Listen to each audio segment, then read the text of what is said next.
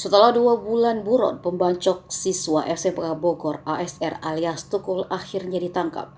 Pelarian selama 2 bulan Tukul akhirnya berakhir. Tukul ditangkap setelah buron selama 2 bulan sejak pembacokan siswa SMK Bogor di Simpang Pumat pada 10 Maret 2023. Informasi Tukul ditangkap polisi juga dibenarkan oleh Kapolresta Bogor Kota Kombes Bismo Teguh Prakoso. Tukul ditangkap di Yogyakarta. Dikutip dari tribunnews.bogor.com, eksekutor pembacok siswa SMK Bogor ditangkap di Jalan Bantul, tepatnya di depan Pasar Witen Walmindo, Yogyakarta. Tukul terlihat mengenakan baju hitam. Ia tak lagi memakai topi kuning seperti yang terlihat dalam video ketika pembacokan Arya Saputra di Simpang Pomat. Ketika ditangkap, Tukul berambut sedikit panjang dengan model belah dua. Tampak pula Tukul memakai celana pendek.